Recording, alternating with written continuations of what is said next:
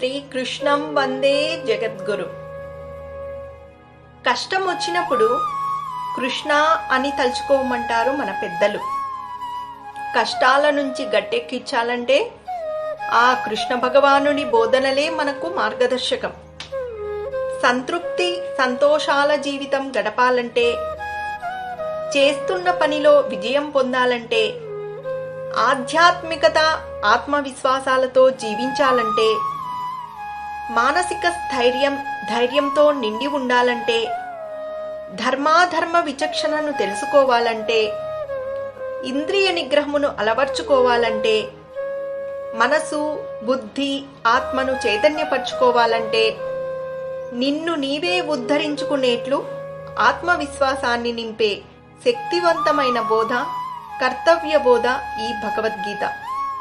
మనము నిరాశ నిస్పృహలకు లోనయ్యే సమయంలో, విపత్కర పరిస్థితులలో మనల్ని వేలు పట్టుకొని నడిపించి మార్గనిర్దేశనం చేస్తుంది భగవద్గీత. భగవద్గీత 60 ఏళ్ల తర్వాత వినే రిటైర్మెంట్ సబ్జెక్ట్ కాదు. భగవద్గీత అంటే నిత్య జీవన గీత. పసితనంలో పరమాత్మ ఉంటుంది కాబట్టి మానవత్వం తాలూకు పరిపూర్ణత పసితనంలోనే మొదలవుతుంది.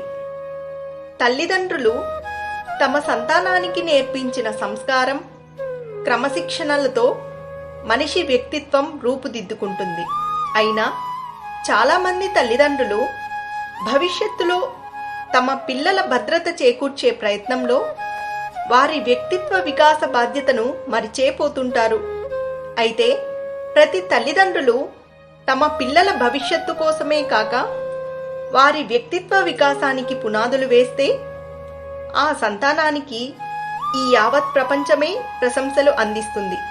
అందుకే తల్లిదండ్రులు తమ సంతానాన్ని చిన్నతనం నుంచే సన్మార్గం వైపుకు నడిపించి ప్రేమ, ధర్మ సంస్కారాలను నేర్పిస్తే ఆ సంతానం కూడా తమ తల్లిదండ్రుల పట్ల గౌరవం, ప్రేమ, సంరక్షణని తప్పక అందిస్తారు.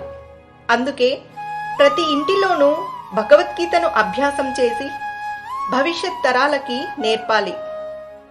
మనిషి జీవితాన్ని నడిపించేది భయం.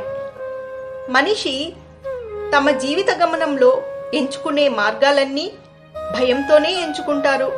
ఎందుకంటే భవిష్యత్తులో తమకేదైనా ఆపద వస్తుందన్న అనుమానమే భయం. కానీ భవిష్యత్తును నిర్దేశించేదెవరు? అది మన చేతుల్లోనో లేక ఎదుటివారి చేతుల్లోనో ఉండదు. భవిష్యత్తు ఈశ్వరాధీనంలో ఉంటుంది. భగవద్గీత మనకు అభయహస్తం. భగవద్గీత అద్వితీయ విజ్ఞాన భాండాగారం.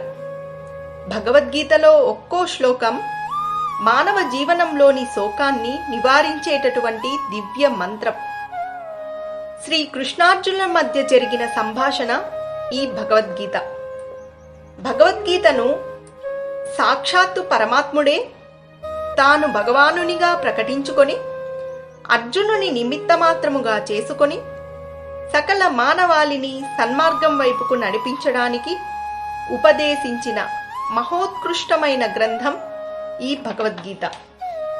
కర్మ, భక్తి, జ్ఞాన మొదలైన యోగాలను మదించడం వల్ల వచ్చిన యోగశాస్త్రం ఈ భగవద్గీత.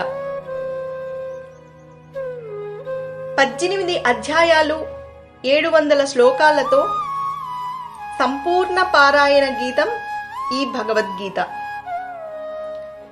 నిశ్చల భక్తితో భగవద్గీత పఠన పాఠన శ్రవణములు జరుగుచోట తప్పక నేనుందునని తామరాకుపై నీటిబొట్టు వలె గీతాపఠనం చేయువానికి కొండలంతటి పాపములు కూడా అంటజాలవని స్వయంగా శ్రీకృష్ణ భగవానుడే గీతలో బోధించాడు. అందుకే ఇప్పుడు మనమున్న వేగవంతమైన జీవితంలో రోజుకొక అధ్యాయం కాకపోయినా అధ్యాయంలోని ఒక్క శ్లోకాన్నైనా నిశ్చల భక్తితో విని పఠించి ఆ శ్లోక తాత్పర్యాన్ని అర్థం చేసుకొని తన జీవితానికి అన్వయించుకొని ఎంతో అదృష్టంగా వచ్చిన ఈ మానవ జన్మను సార్థకం చేసుకొని జనన మరణ చక్రాన్ని దాటుకొని పరమాత్మను చేరుకుందాం. అందుకే మా ఈ చిరు ప్రయత్నం.